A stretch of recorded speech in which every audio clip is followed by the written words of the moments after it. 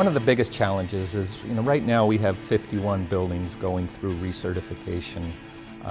And what I found is that those buildings really aren't following the LEED guidelines. We went through that first time 3-month performance period, and we operated the building per LEED standards. As soon as that performance period ended, we went right back to how we were operating before. So we just need to let people know that now it's not a 3-month performance period.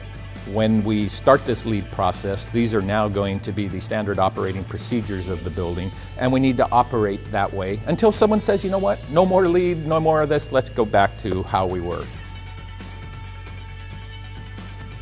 When LEED came out and people were looking at these requirements, and I used to hear that it'll never work, none of these things will ever work. Janitorial was telling me green cleaning chemicals would never work. Pest was telling me that buildings are going to be infiltrated and infested with rats and different vermin.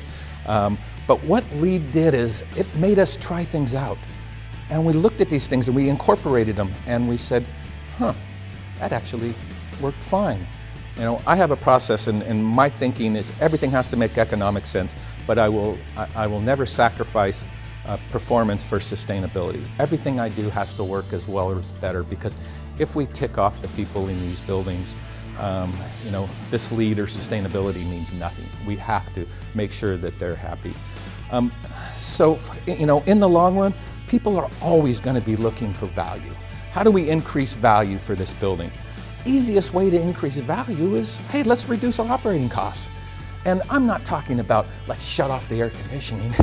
And no, I'm talking about let's operate these buildings differently. Let's think out of the box. How can we make changes that will make this building run and perform better while still saving energy? I'm hoping that it's adoption. I'm hoping that people will adopt this. I'm concerned with our jump from LEED EB V3 to V4. I'm afraid that more people are going to try to step out of this.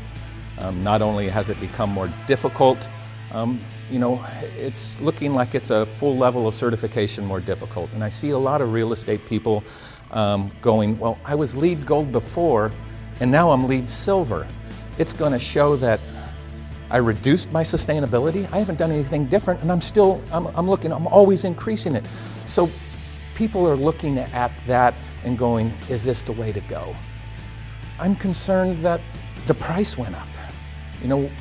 We've got less and less people jumping on board, and then we increased the price. The price was 3 cents a foot previously to be paid to USGBC, and now it's jumped up to 3.5 cents a foot. That's not a huge increase, but one of the things that concerns me is that there used to be a cap of $15,000, and you didn't pay any more than $15,000.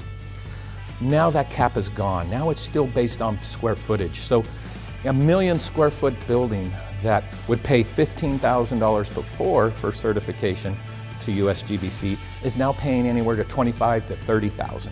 That was the sweet spot. Those were the buildings. Those were the low-hanging fruit. Those are the ones that we could always make sure we get.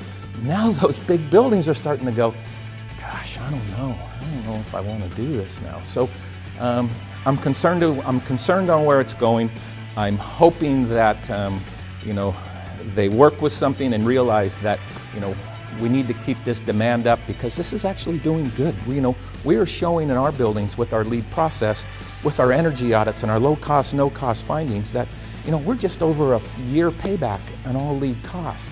So that just makes way too much economic sense. And I hate to see that with the new programs and the ARC pathway where no audits are required at all.